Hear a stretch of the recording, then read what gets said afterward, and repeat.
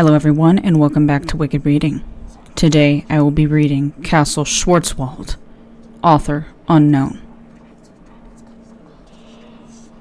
Where shall I begin? First allow me to introduce myself. My name is Amadeus Himmelstein, and I am Lord of Castle Schwarzwald, which has been in my family for many generations. Not that it means much, considering the villagers despise my cursed estate for the sins of my forefathers. After many attempts to make peace with them and being shunned at every gesture of good faith, I became reclusive to my crumbling stone abode. Once the fairest castle in all of Germany, now reduced to rubble in many sections of the once magnificent stronghold, I live out the rest of my days in solitude. My only human contact, long since deceased, was the family servant, last of his line, who had raised me after my father's suicide in the very room where I had lain my head to sleep.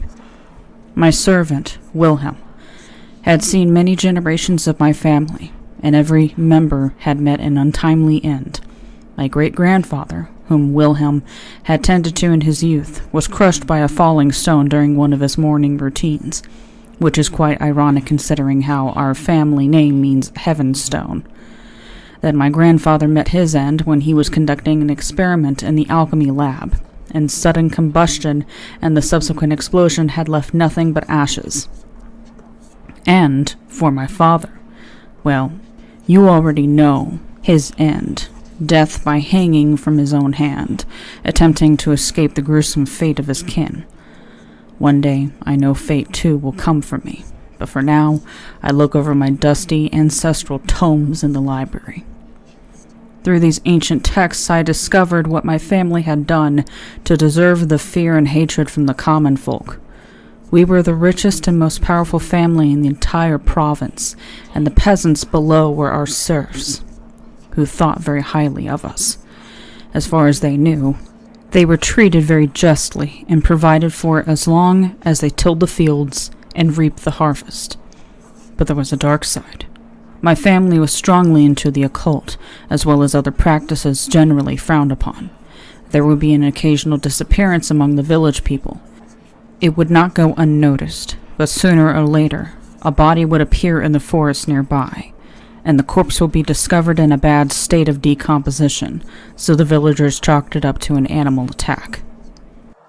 The truth, however, was far more sinister. Under the cloak of night, a member of my family would steal away some unfortunate soul to the dark underbelly of Castle Schwarzwald, and they would be subjected to a variety of things, whether it would be an inhumane medical experiment, become a part of a ritual to appease a long-forgotten dark deity, perhaps be turned into a stew to be served for dinner the next day. The possibilities of the pain they could inflict upon these innocent people was almost limitless. This would be their downfall, however, for after an especially brutal experiment, one of their captives made their way through the woods and into the village, where he informed the village of the sick and twisted nature of Castle Schwarzwald and the Himmelstein family. Through further research, I found that after a day, a curse had befallen my family, and many hardships followed. There were unexplained deaths, outbreaks of disease, various disfiguring accidents, depletion of the family wealth, and last but not least, the overgrowth of the grounds around the castle with trees which bore no leaves, no matter the season, but were not truly dead. Every day I gazed upon these hideous deformities, a reminder of my impending doom, so I attempted to avert my gaze from them as often as possible. Through the many books I read, I learned a variety of magic spells, incantations to conjure beasts from places less pleasant than earth, as well as alchemic experiments to change the state of matter as I saw fit, but none of these things brought me solace. Each day, my loneliness took its toll on my mental and physical health. If only I could not suffer alone. So I pulled together my vast well of knowledge and attempted to conjure a companion to keep me company for the rest of my days.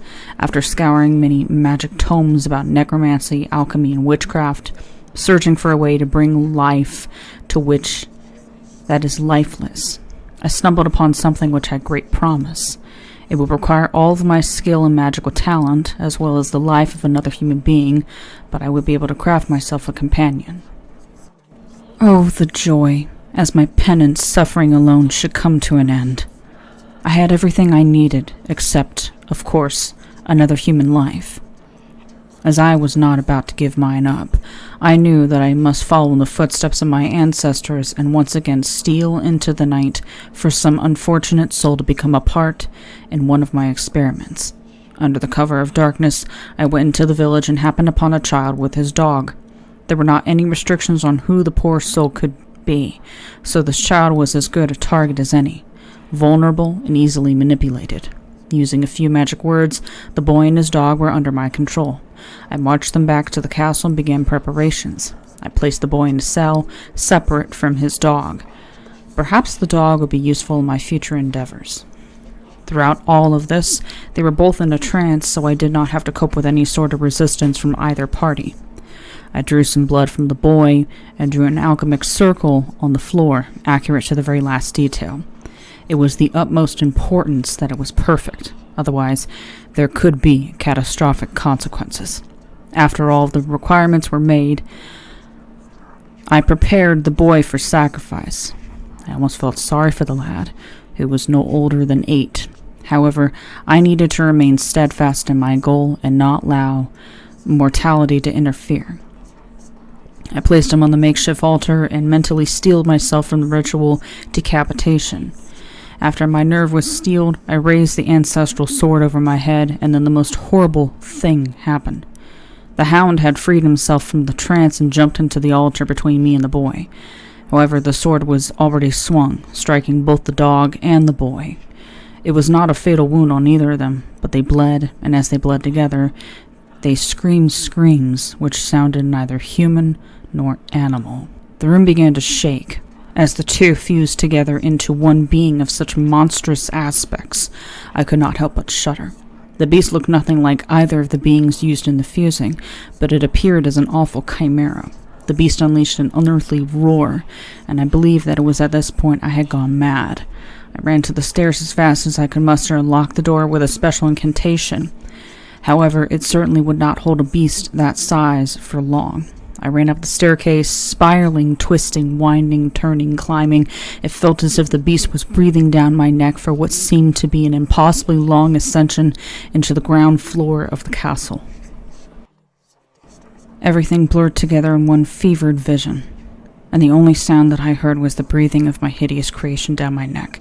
Suddenly, I reached the top and saw only darkness, the absolute absence of any light or color in front of me, beckoning me to step inside. The darkness was almost tangible, feeling subtly like 1,000 small hands pushing me forward into the unknown.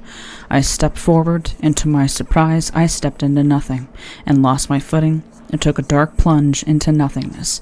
I attempted to scream, but the darkness stole the voice from my throat, leaving only silence. The maddening silence. I fell for an indeterminate amount of time until I slammed into a surface with such force I surely should have perished. However, I was merely rendered unconscious. Upon regaining consciousness, I found myself in a place that was familiar to me.